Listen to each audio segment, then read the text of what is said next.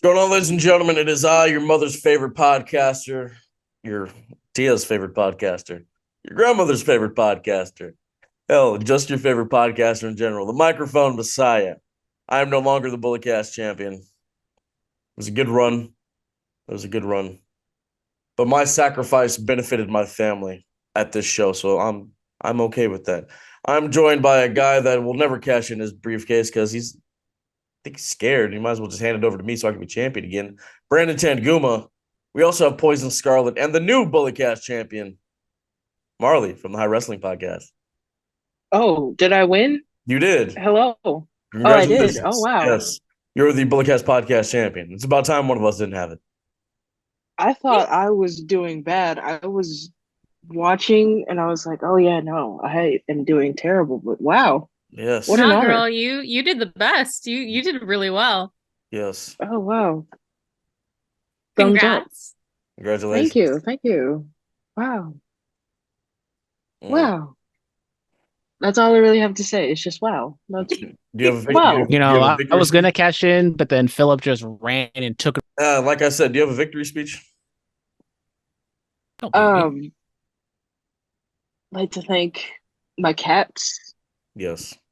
You know, they taught me discipline, hard work, always keep me on my toes, Shout out to the much kitty. like wrestling. Yes. Thank you. Thank you. Yeah. All right. Well, let's get into the recap of this show. Crown Jewel from Riyadh, Saudi Arabia. It happened. Another blood money in the sand. Um, yeah. Brandon, this is can we trust you? I mean, you normally do this, but you've been a little iffy these last few episodes. I don't know, man. And now I don't know if we ever had four people on a PLE pay-per-view review before. It's a lot of pressure. Yeah, so I think I can do it. But we did have a pre-show. We had Sami Zayn defeat JD McDonough. 9:40 was the time. Solid match. Nothing to really write home about. The most notable thing would be JD McDonough's bruise welt thing on the side of his lower abdomen on his rib area. Don't really know where he got it, but it looked nasty.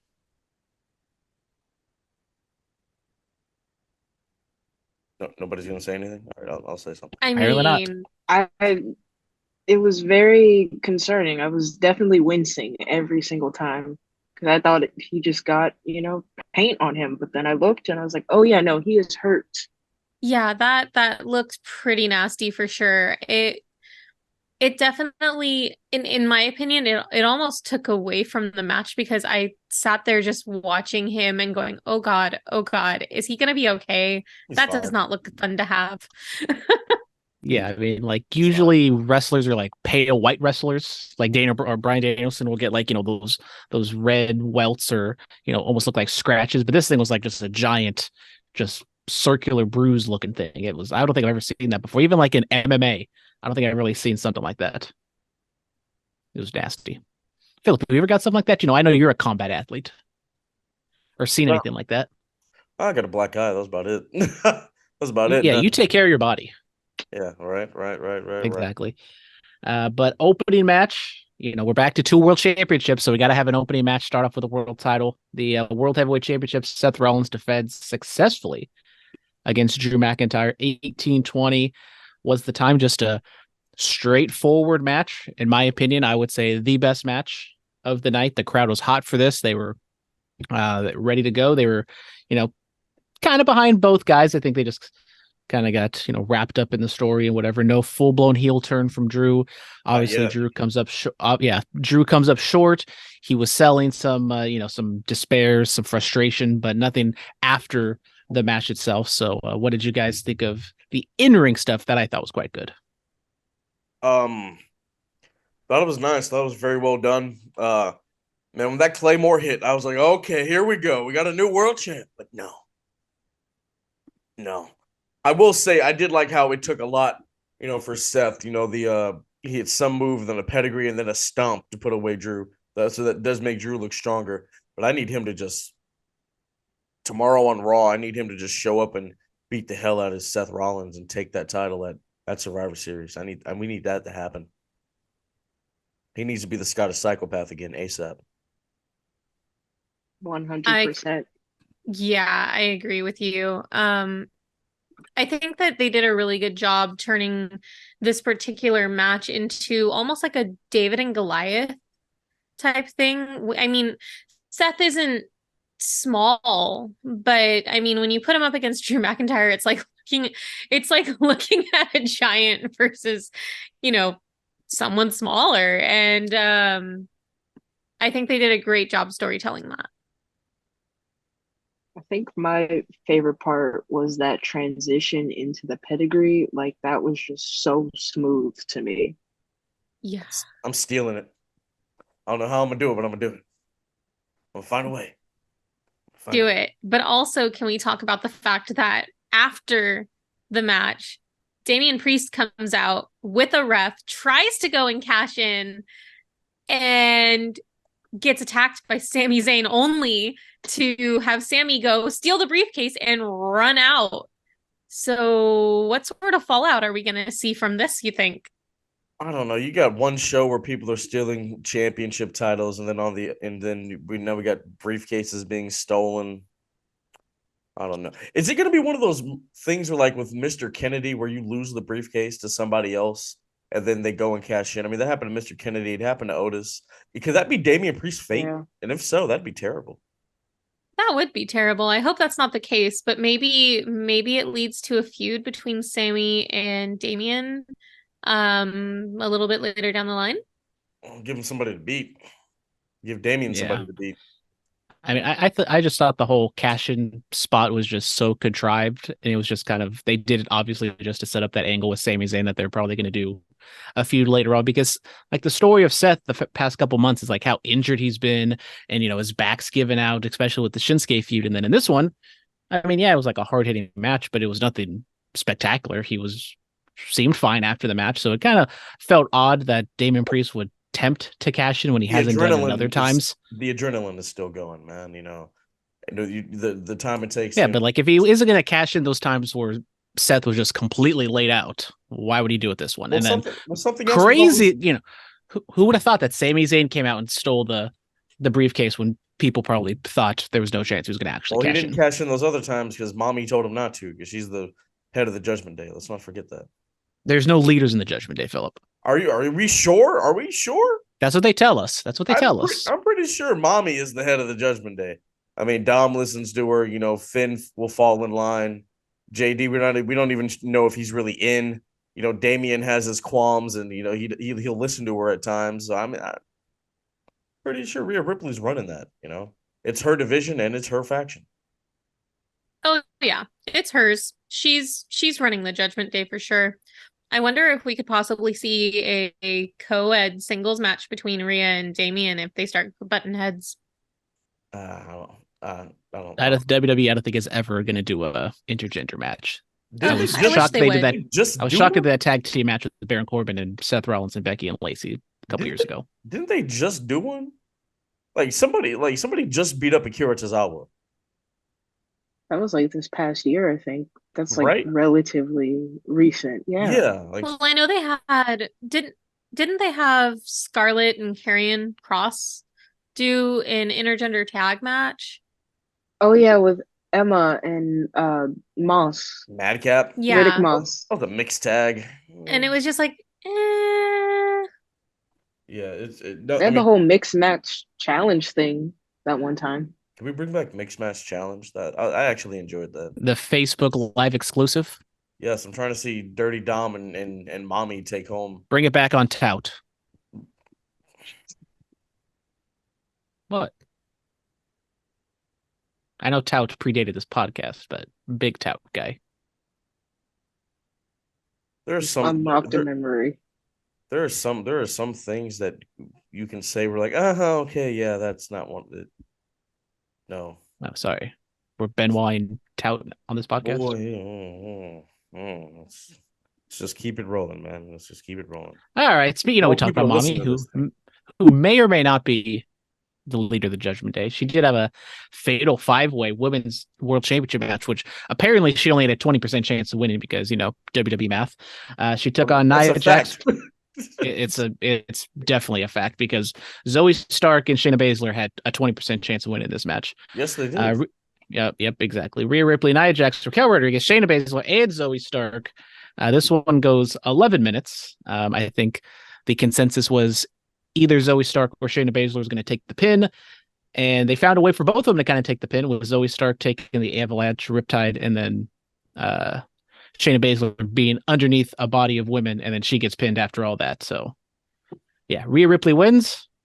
Decent little match, and crazy that, the Saudi crowd was just so hot and so ready for the men's world title match. And then the next match, the women's match, could hear a pin drop in there. Oh, that's because they don't appreciate great talent. Listen, Rhea Ripley's entrance, she looked badass, fantastic. Nia was moving around pretty well in there, very, very, very nimble, The spot of Shayna with the 3 submissions, thought that was cool, gave her a little umph. Utter chaos at the end with the avalanches and all that, and nonetheless, Mommy is still the women's world champion. It is her division. Yeah, I don't see her losing her belt till WrestleMania. They're just gonna Yeah. do like another long-term reign. I love it. Let's keep going. I mean, definitely want to give Shayna her props though for that 3 people in 1 submission. That was fun to watch. That was insane. A couple really, really good spots in that match. I was pleasantly surprised. I'm sad that the crowd in Saudi Arabia just wasn't really present for it. It just felt like they let the wrestlers down. I think that was kind of the trend of the entire night. Like, obviously, like, there's some underlying stuff with the women, but like, they only got up for like a few of the matches. It was like what the stuff they liked, they really liked, and the stuff they didn't care too much about, they're very silent. Yeah. The silence was very loud. It doesn't help. I think the show ran a little bit too long, but I think it is what it is. Then we had John Cena take on Solo Sikoa. They really heavily handedly, that definitely rolls right off the tongue. John Cena's hasn't won a match in 5 years, even though there was a strict caveat that John Cena said was televised match, but we're just going to completely ignore that. And so Sikoa, it's a long day as a commentator. Sometimes you forget minute details. All right. It was the 3rd match of the show. It was still within the first hour, I think. Okay, but we don't know what it takes. It's a long day. You have to show up to the building early. You have to prep for all the matches and everything. I'm somebody who sat in the seat, man. I know. But you wouldn't make such an egregious error like that, Phillip. Hey, man, I've forgotten some details, man. It happens, You learn from it and you move on. Michael Cole, this long in the game, he's allowed to make some mistakes. It's okay. It's fine. It was definitely not them just ignoring the truth. It was an honest mistake. You see, this is what happens when outsiders think they know. They just make assumptions. I mean, you know what happens when you make assumptions? Make an ass out of you and me. Stuff like that. Get yourself. Here's the thing, though. Michael Cole has even, he's been transparent about the fact that, yeah, he's human. He makes mistakes sometimes. Everyone's human. We all make mistakes. Crap happens. I mean, he said he called Candice LeRae Candice Michelle during a spot at one point. And even then he was like, I'm sorry. I'm getting old. It sucks. Yeah, man. Like, it happens. Everyone makes mistakes. Everyone has those days. No Hannah Montana fans? All right, never mind. Anyway, listen. Solo A real one. Solo Sikoa thumbed John Cena to death. He thumbed him to death. A Samoan spike out of nowhere. And then another. And then another. And then another. And then he held that thumb up high, looking up at Umaga, and said, nah! Right to the throat. Right to the larynx of Big Match John. Beats John Cena decisively. Now this, because, I talked about energy being transferred and how Cena needed to win and all that. Then I watched this match. This is how you beat John Cena, and it can still matter. By completely dismantling him. We saw it work for Brock Lesnar. All right. This was a big win for Solo. Shout out. And Michael Cole adding the cherry on top as the man that possibly just retired John Cena. Chef's kiss. Chef's kiss. I mean, Shout out Solo, man. I think Cena was on the receiving end of like 15 spikes. It was 5. Yeah. It was 5. It was 5. It looked like a lot more than that. It was 20. It was 1,000. He's still spiking them. Okay, once again, your humor is not. Your sarcasm is noted, Brandon. To this day. On this day, we saw the spiking of John Cena. No, it looked like a lot more, and you could feel the impact, which is what really cemented the loss in my eyes, at least, because as I said in my predictions, I felt like Cena was going to win this one. I felt like there was no way that they were going to have him continue to lose, but look at what happened. And it was a beat down. Oof. The grizzled vet no longer can go. They don't call Solo the street champ for nothing. He took a street beating to John Cena. Right? Solo Randy streets, man. Do you think we're gonna see Cena again for a while, or do you think he's gonna go and like run away with his tail between his legs for a little bit, nurse those wounds? I don't know if he's running anywhere. He might need a wheelchair after that one. Definitely needs. He need like a voice box. He's not going to be able to speak anymore. Yeah, he's gonna have to. Aren't they still on strike? He might still need to stick around though. You know what I'd like to see? You remember this? Remember the story they did with Ric Flair? Like, once you lose, you're gone. Let's see Cena get back on a winning streak, and then that'd be the proper way to retire John Cena. Just a thought. Just a thought. Just an idea.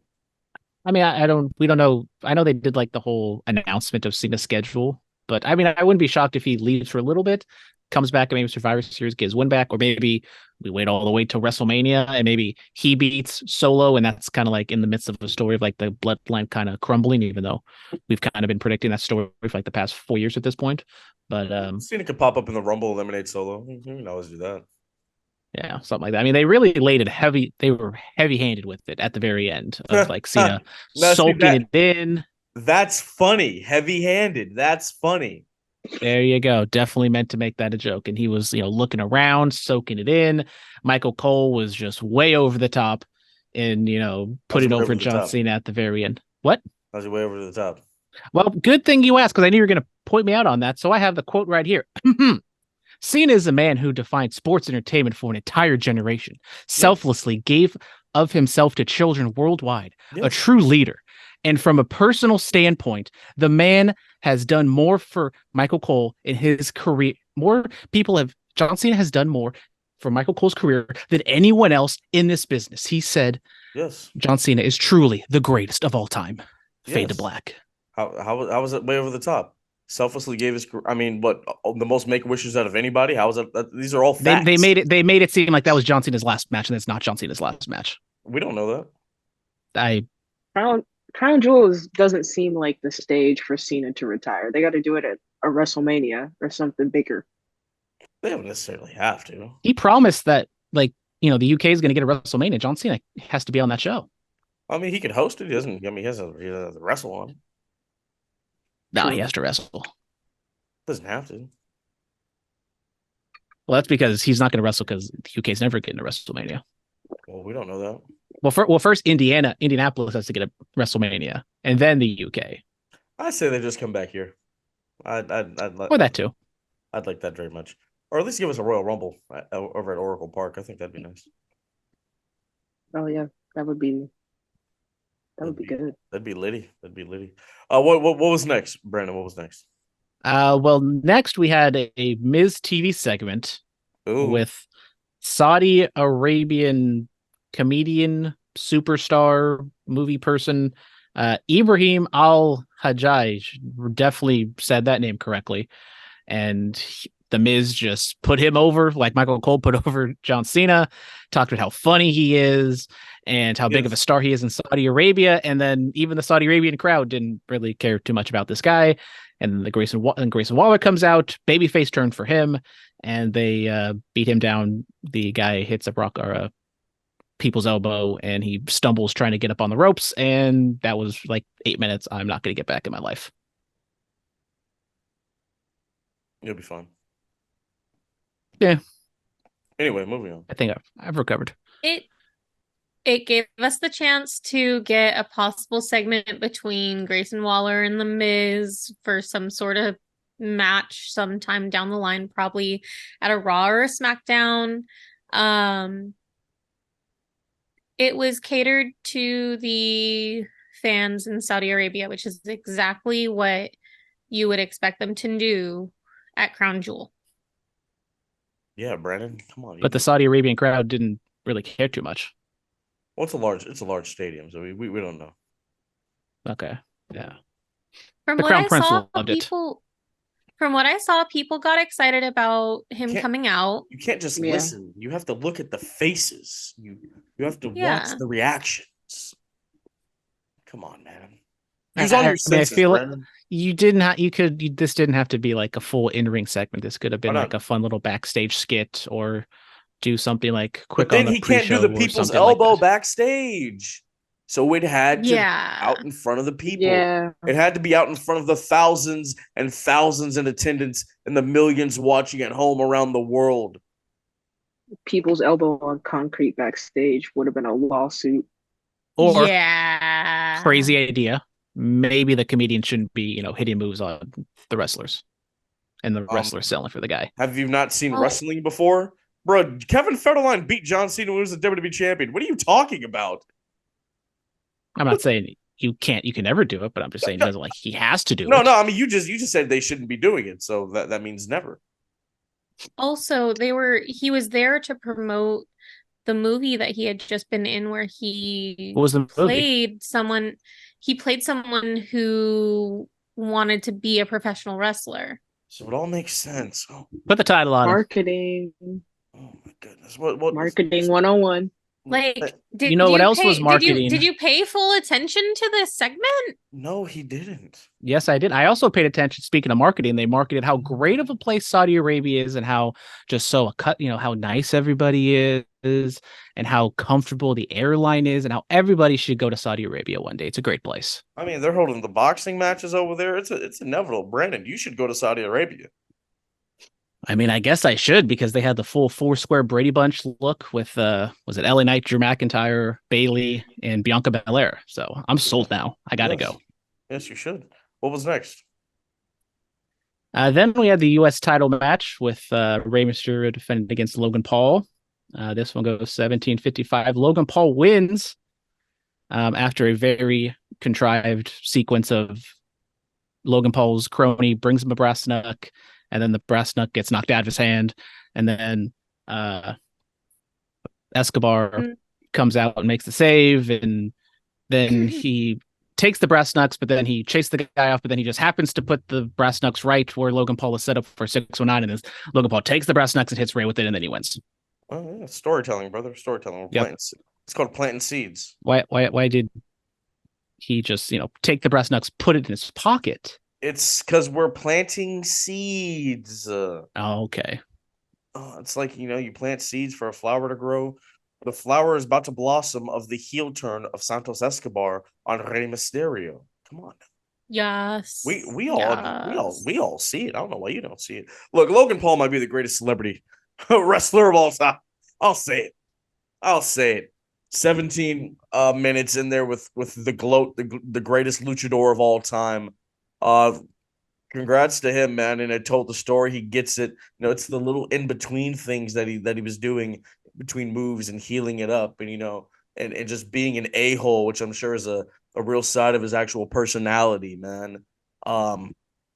This was fun. Great slingshot lariat. Does he have a better buckshot than Hangman? Can we say that? Here? I mean, another CM Punk reference with him botching the buckshot a little bit. Well, I mean, it wasn't a complete. Just saying, it was a complete botch. I know, but he slipped, kind of like what CM Punk does. No, see, one time CM Punk completely collapsed. That's not even close. But I'm saying, Logan Paul, congratulations, he's the champion of our country. His ring awareness after 8 matches is absolutely insane. I know. I might have to learn some things from Logan Paul. Right? I'm gonna email the Impulsive Podcast. I'm gonna see if I can get a little Q&A. You know. I I'm mean, I'm indifferent on him, but I can't deny that he's talented. I think the wrestling world kind of has to admit at this point that he's dedicated to the craft. And You know what? like him or hate him, WWE's doing a good job at marketing their brand through him. Yeah. Can we get Bad Bunny to have a real run? Can we get Bad Bunny to have like a 2-month run? I think Bad Bunny's booked for the foreseeable future. Yeah, you'll have to take that up with Ticketmaster. Okay, when all that's over, can we get him to have a real quick little run? I mean, that would be ideal. Like instead of just the Rumble spots and a match in Puerto Rico, can we get him to have a nice little run like Logan Paul's having? I mean, I'm excited. Any other thoughts on Logan Paul? Shout out to him for saving Rey Mysterio's life, by the way. Yeah. Oh yeah, for sure.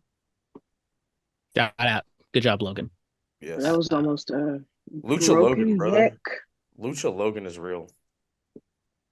Yeah, I mean, I have no qualms with Logan being the champion. It's low enough to where it doesn't, it's not like, oh my God, this guy's taking a spot away from someone who deserves it, and it's high enough that it gets some publicity for the company and stuff like that. But honestly, I thought the match was maybe a little bit disappointing. I think just based off what Logan Paul has done and what Rey Mysterio could do.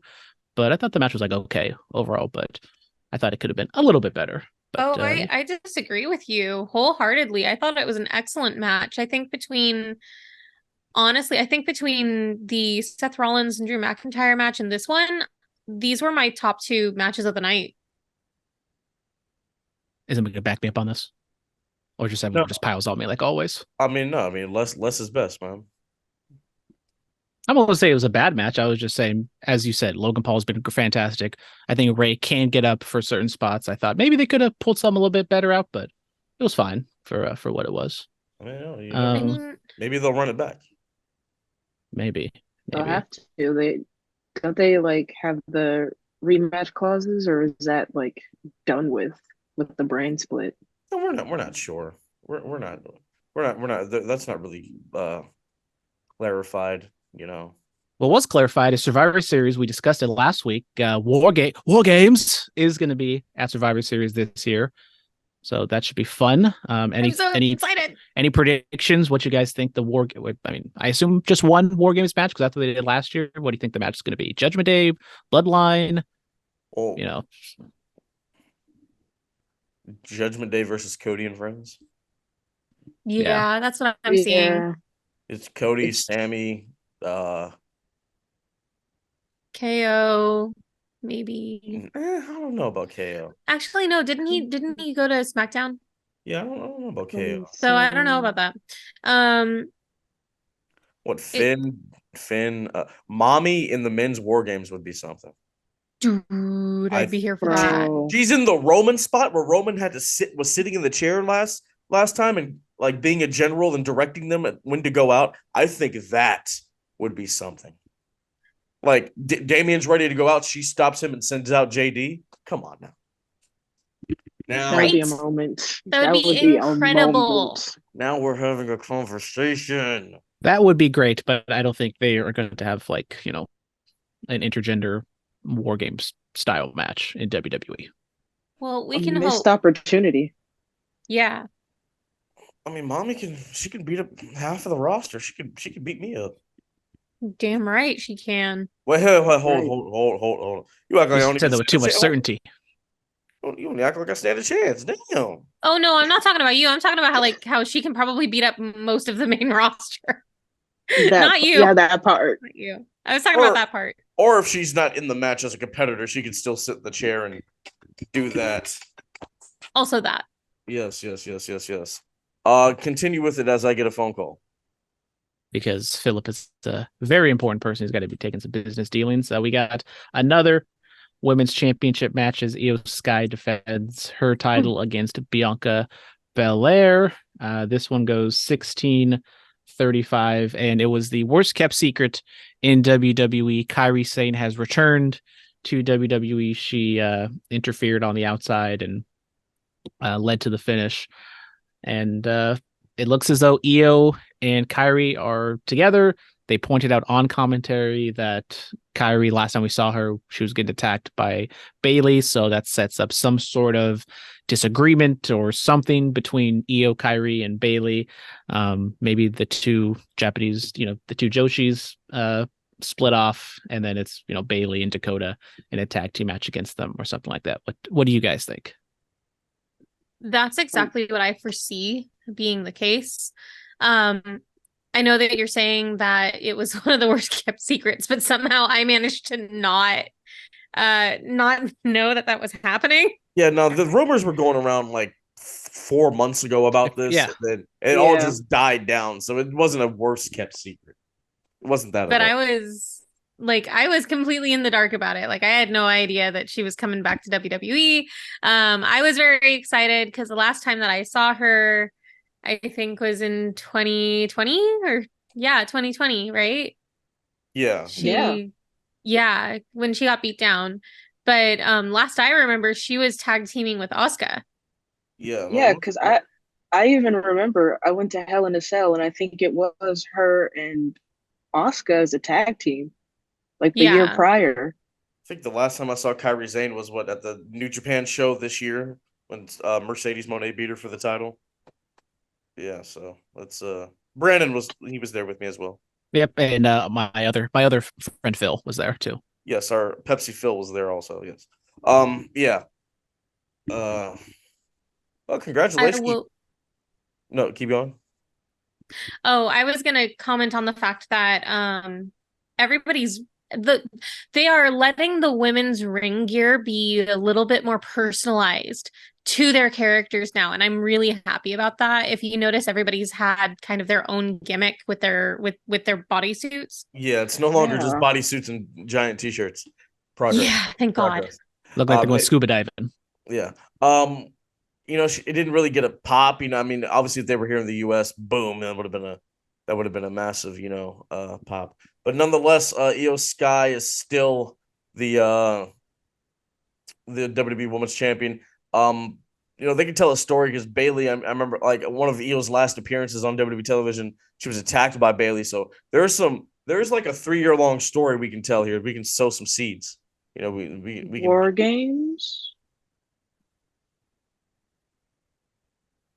You know War what? Games. Yeah, I could see. I could see something. I could see something. I wouldn't be opposed to that. I would not be opposed to that at all. Do you think that they would do a men's and a women's War Games? Just keep it like 5 matches. 2 of them are War Games matches. Just keep the whole card 5 matches. Yeah. I'd say, do that. Throw an IC title on there because I guess Gunther can't travel outside of the United States, which is why he hasn't been on these international PLEs. Wow. Are you trying to get citizenship or something? I don't know. I mean, this is a dirt sheet, so we don't.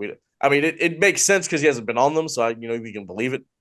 But I don't know. You do something like that. I throw the Miz and Gunther on there because they had the little thing on Raw, and then get Logan to defend the U.S. title on No. What? Why not?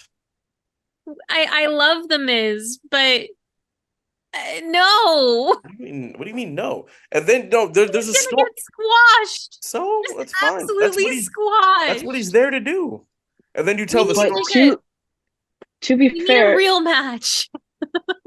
To be fair, it does make sense because when you, at least in like this generation or this era, when I personally think of the IC title, I think of the Miz and I think of Gunther. So in a way, it does make sense for them to have a little title bout. Yeah, and then you tell the story of Miz trying to chase tie the record of 9 Intercontinental title runs. Jericho currently holds a record. Miz is at 8. Miz can have his little spots where he looks like he can come close, but Gunther just decimates him and keeps going. Throw a U.S. title match on there, get a woman's, or maybe both women's titles are involved in the women's War Games. You never know, but we can do something. We can do something like that. And yeah. And what was next? Cody versus Damian, right? Correct. Cody defeats Damian, 11:05. Pretty straightforward match. This could have been the main event on a Raw. This was just stuck on a PLE, and Cody wins. Solid match. Nothing really to complain about. It is what it is. It was fine. Cody Rhodes. Cody Rhodes. Cody Rhodes. Yeah. I heard that on Cheap Heat. I heard them call him Cody Rhodes, and I was like, oh, that's cute. But yeah, nonetheless, the American Nightmare defeats the Archer of Infamy, defeats Senior Money in the Bank, pushing forward. Cody's back on track to try to finish the story. What chapter are we in? We do not know. Might be book 2 at this point. Could be volume Book 2. 2, chapter 54. Possibly. All right, now the main event. I'll handle this. I can't even hear you. I can't hear you at all. Sorry, main event Phil. I haven't done that in a while. Usually you're the one muted me. I'm not muted myself. Oh no, right? Because are you gonna bring the umph for this? Are you? Well, usually it is our gimmick where I, take the undercard and then you take the reins in the main event. Yes. It was for the undisputed WWE Universal Heavyweight Championship. The head of the table, the Tribal Chief, Roman Reigns, the man that makes the industry money, billions of dollars, successfully retained the title against LA Knight. Yeah, LA Knight was put in a prominent spot. Can we look on SmackDown? Their encounter on the go home. Roman saying he was cosplaying a redneck version of his cousin. Big pop for me. Big pop. Of course, there was interference as he was. Solo was on the stage.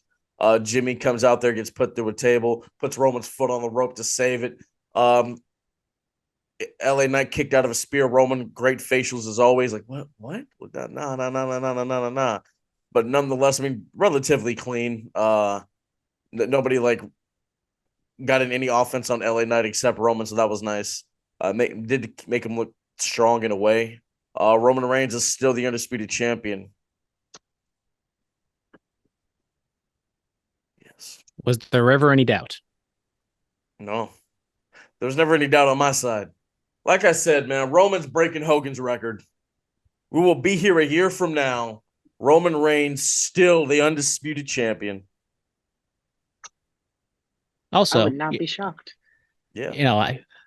Another mistake for Michael Cole. Mistakes might happen. I don't know if this was a Michael Cole mistake or just, research error. They completely left out Bob Backlund when it came to longest title reigns of history. He was like, there's only 2 men in history that have longest title reigns than Roman Reigns. I'm pretty sure he has not. Are we sure? I'm pretty sure Backlund had one that was 4 or 5 plus years. No, you're actually, you know what? You're right. Because Hogan, that one run Hogan had was 1,000-something days. Yeah, that was a mistake. Or here, let's Google. Let's Google to be sure. I mean, I Googled it when it first happened, when I heard it for the first time, and I was like, that's strange. What is no love for old Bobby Boy? What is Yeah, it says 1978 to 1983. Yes, I mean, how many days is it? 2,000 something, right? Something like that. Yeah. Let's see, how long was Bob Backlund champion? How long was Bob Backlund WWE champion? 2,135 days. Yes, February 20th, 1978 to December 26th, 1983. Yeah. So he was no Bruno, but show some respect to Bob Backlund. That's right. He has the second longest world title run in history. So he beats Hogan next year, then he would be third at all time, which is a feat. Nonetheless, congrats to Roman Reigns, another successful title defense. They've dwindled over the years. I think when he first got the title was 13, then last year was 8. Now it's only been 5 defenses this year. Yeah. Oh wow. Yeah, match was okay. It's going to rely heavily on the characters in the match, and this was one of the few matches that the Saudi crowd was really into, and they liked Boo and Roman. They like saying "yeah" for LA Knight. We got the obligatory run in from the Bloodline. Shout out Paul Heyman for that little walrus jump he made, trying to get into the ring and distracting LA Knight for a little bit. But as you said, kind of clean a little bit at the end, but obviously there's going to probably be some complaining from LA Knight. But I mean, as there should be. For sure. Yeah. I mean, as I said on the prediction, I would have just had Roman beat LA Knight clean as a sheet, just in a solid match. Just there's no shame in losing to Roman Reigns clean, and you can tell a story. Maybe LA Knight building himself back up or trying to get back at it, but because Roman hasn't been wrestling around that much, and give him a little more gravitas as we head into WrestleMania.